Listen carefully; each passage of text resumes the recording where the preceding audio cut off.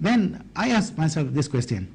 Don't tell me that, you see, past 1,300 years, all the people who practice Islam are fools. Don't tell me there wasn't even one intelligent man. So then something in me, told that, you see, I should not come to this kind of conclusion, because why not? I should give a try. There's a saying in Hinduism, or in at least in the Tamil language, even stealing, you must learn and forget. Okay, to find out whether there's a truth in this religion or not, I must do some learning. Then after learning, then I can come to a better conclusion that you say there is a truth or there is no truth in Islam. With that concept, I opened my mind towards my friend who was willing to teach me about Islam. Then I asked him a lot of questions. And he said, all your questions I cannot answer because I'm not knowledgeable. I can take you to a person who can answer all these questions. And during the time, they say, I was having this dilemma. The universe is so big, so huge. How someone, even with such a mighty power, beyond my imagination or apprehension, can control and manage this universe? But with this dilemma in my mind, I went to see the so-called the religious man whom my friend has introduced. That man was an elderly man. He was about 60 plus at the time when I met him. And then the moment he looked at me, and then he told me, Allah didn't have any problem. Allah has got no problem in managing this universe at all. That anyone having the problem in this world is you. And he read my mind. And see, when the time when I went and met that religious man, I had this doubt in my mind: how it is possible one mighty force to control such a vast universe? And I told myself, if I'm going to learn about a religion which forbids the use of consumption of alcohol and consumption of haram food, why not I just put this one aside for a period of 3 months temporarily. And within this period, I should be able to find out whether there is any truth in this religion and that there is no truth in this religion. If there is truth in religion, there's nothing wrong in continuing. If there is no truth in the religion, might as well stop it there and then go back to your normal life. There's nothing wrong. Because whatever method I use to analyze Islam, I use scientific method. Then by then I need fair bit about time traveling, time, and 3 dimension and things like that. An incident which happened during the time of Nabi, the Isra Mi'raj, I tried to relate it to science, and then I found out it fits very well within the knowledge which I already had then. After, say, about 2 years later, I came to a conclusion: there is no other religion than Islam.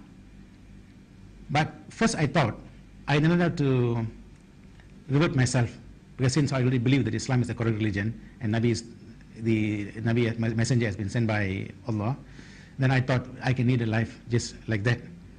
But later I realized, say, we must pledge before we do something. Even in the court, that we have to pledge, they say whatever I'm saying is the truth, nothing but truth. All this while, I was thinking that life is to earn money, enjoy, get married, have children, and die. But now, recently, I realized our purpose is not that. Our purpose is to realize for the purpose that we have been created, why we have been created, and thank the one who have created us. And in Islam, there is only one word, to say Alhamdulillah. In order to say Alhamdulillah, we have to realize what has been given to us and what will be given to us by the great Almighty Allah. Allah will only accept when I say 2 kalima shahadat. Without that pledge, Allah will not accept me. So then I entered Islam, or I reverted myself to Islam. And I kept it secret because of the fear that my girlfriend may reject me. But I couldn't hide this on for a very long time. Few months later, she found out that I already converted and then became Muslim. And she really exploded. She even called me bastard. Then in order to calm her down, I told her I didn't get converted to or reverted to Islam for the wealth or for the woman. It's because of the love that I already developed for Nabi and for Allah. And I can wait for you as long as you don't say no to Islam. Let it be 1 year or 2 years, 3 years. I can wait as long as that you're willing to accept Islam.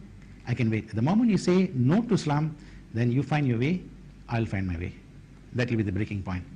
And even if you accept Islam, please do not accept Islam because of me, because I may be alive today, I may not be alive tomorrow. In that thing happen, you would have lost your family, you would have lost me. And then Allah will not help you, because if you have converted or reverted to Islam because of me, definitely Allah will not help you. It must be because of Allah. And because of Allah, you wrote yourself, even in my absence, Allah will take care. And then your du'as will be accepted by Allah, and He will bless me, and not only bless you, and He also will bless our whole family.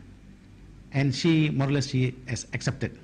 But it took her about almost another year before she can revert herself to Islam. Then after 1 month later, I got married to her. This was about 21 years ago. I got married to her in 1980. Then after that, then Allah blessed us with 4 children, 3 boys and 1 girl. My family, initially they opposed, but I told them, because the purpose of me converting to Islam is not for money, not for women. It is to realize the Creator who has created. And this way that I realize who is the Creator, and then I'm glad. The best thing that has ever happened to me in my whole life is to realize Allah and to accept Him as my Rabb, and also to accept His Nabi as my Prophet. And I'm answerable to whatever thing that I'm going to do, but not you, because there won't be any burden on you. So my family accepted this.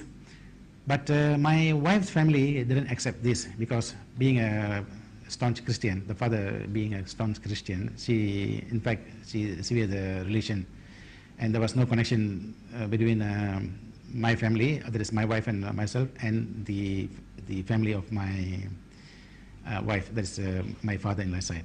For about 2 years, we didn't have any connection, because my father-in-law completely cut the relation off. After, say, the first 2 years, of course, we didn't have any connection with my father-in-law's side. And after 2 years later, I realized, I told anyone that must make move, it must be me, because Islam teaches to be tolerant and forgiving. And I have to practice that one. I have to show that, we can be tolerant, we can accept. So after 2 years later, I approached my father-in-law, but initially he didn't accept us. He asked, why must you get converted and become Muslim? And why can't you get yourself converted and become Christian and then get married in Christianity? So I told my father-in-law, the way that your great-grandfathers got converted from Hinduism to Christianity to realize the Creator, I have chosen Islam to realize my Creator. Whether you are right or I am right, we are not supposed to decide. The Lord who created you and me, He will decide. And let Him give the choice of decision. And then He has accepted. And then he turned around and asked my wife, how about you? Are you Christian? Are you Muslim? My wife answered, if my husband is a Muslim, I must be a Muslim. So do my children has to be Muslim. Then he kept quiet. Then he asked us to have a meal, a lunch with my father-in-law. So I told my father-in-law, if you're going to accept us as what we are, Muslim, then we can have lunch with you. If not, we'll go. Then my father-in-law say, okay, says what has happened has happened. And he said that the Lord is the witness. Then let the Lord decide. Whether you are right or I am right, let Him decide.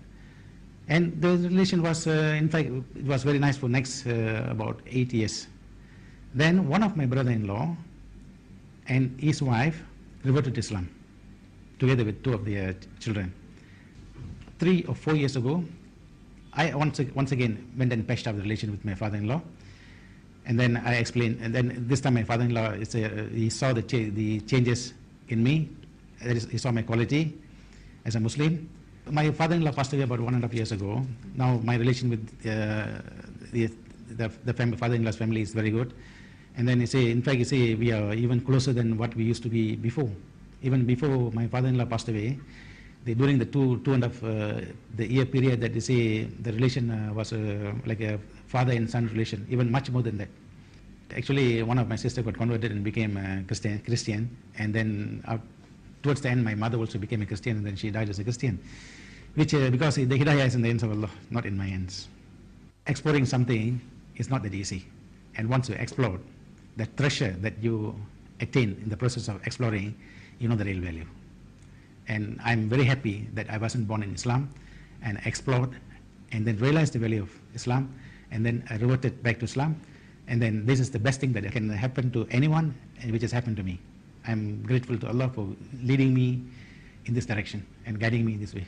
Now my life is more meaningful because I know my destination. But now the do and don'ts, there is a significant meaning. Why? Because whatever the do and don'ts brings benefit to you. Not only bring benefits to you, bring benefits to the others.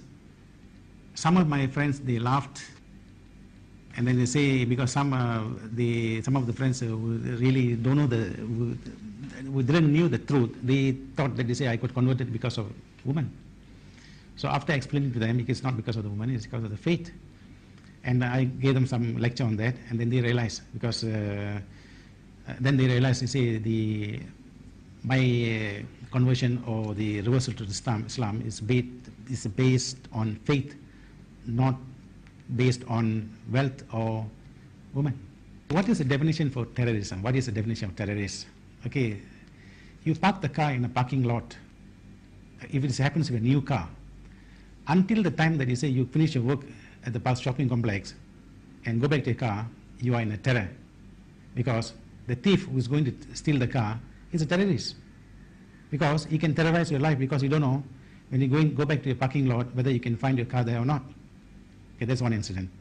At night time, you sleep in terror, because anyone can break and enter your house and rob and rape your family members and go. That is terror. Because and the people who do that, not necessarily to be a Muslim, can be anyone. So anyone can be a terrorist. It's not because. So the definition of terrorist, it's very wide. I would have accepted gracefully, because you see, for the September 11 incident did not take place spontaneously, because it is the frustration of people over the period of time, at least more than 50 years. We talk about terrorism, it's Americans are the bigger terrorists, and Israelis are there next to Americans, because Americans support the Israelis. And what is more terror than somebody's house being demolished and somebody's land being robbed in front of their own eyes? That is a bigger terrorism.